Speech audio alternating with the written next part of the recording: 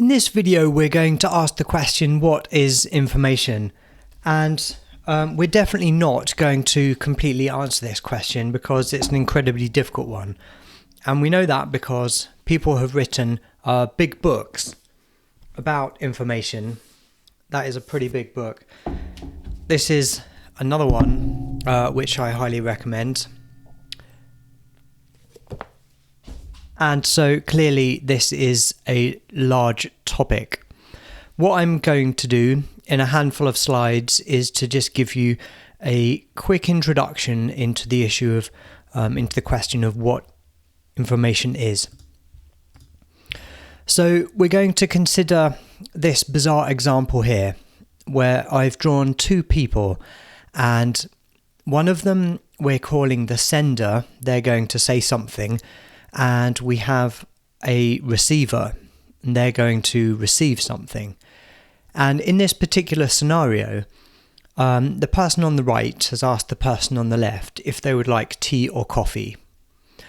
And what we can see is that the person on the left, the sender who's going to reply, has a 50-50 chance of answering tea or coffee. The receiver, because the receiver knows the sender and they know that the sender kind of likes tea and coffee equally well, they have some information, some knowledge in their brain which says that there's a 50% chance that they're going to say tea and a 50% chance they're going to say coffee. So this uncertainty that the receiver has about what the sender will say, whether they want tea or coffee, is very important.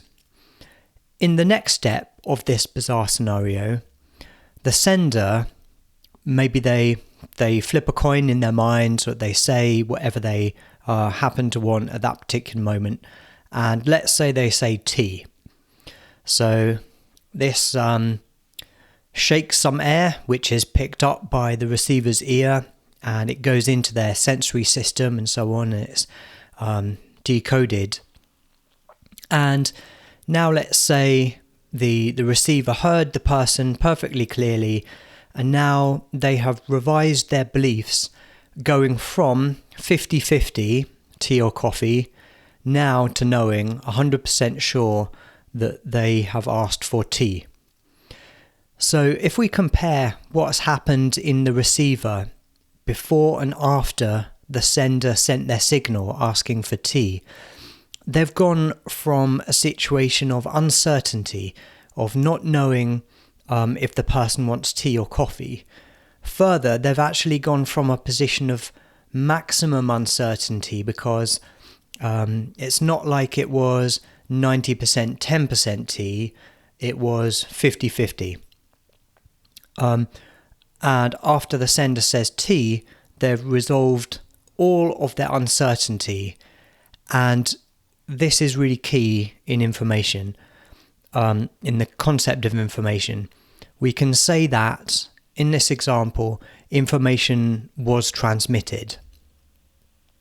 So let's try and think about that in a little bit more detail.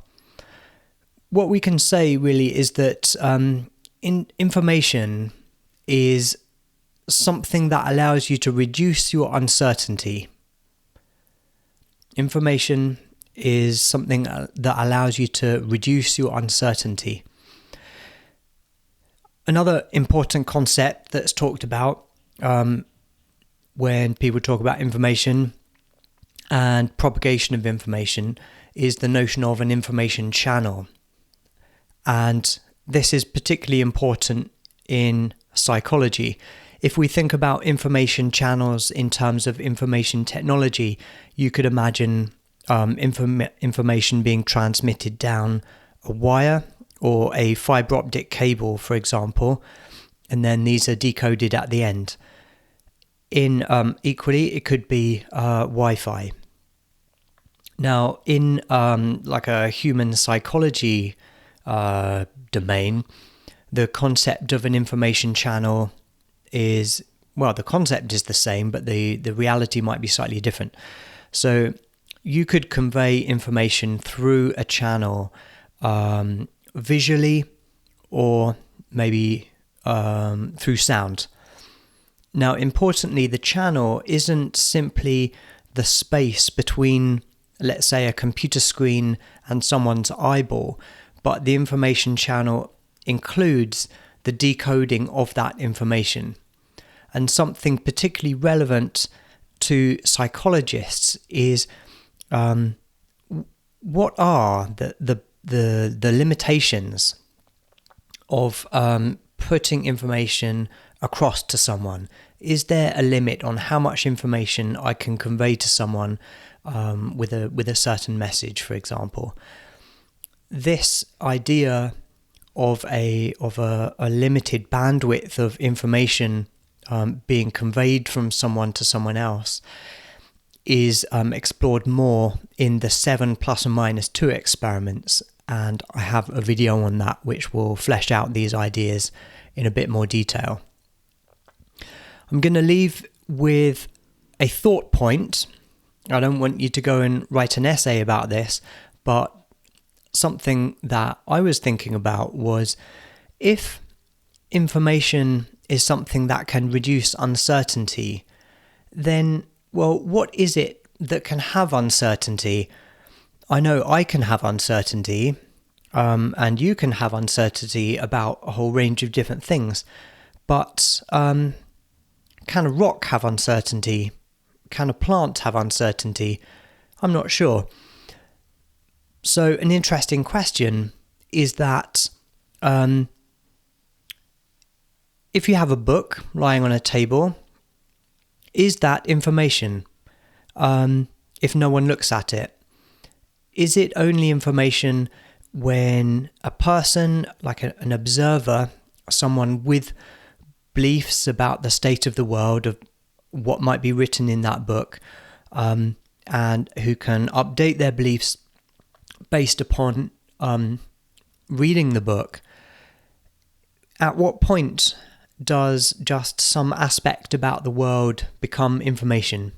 And so an interesting kind of question, which is still open in my mind, is that, does information imply the presence of an observer with beliefs about the world? So I will leave you to think about that question.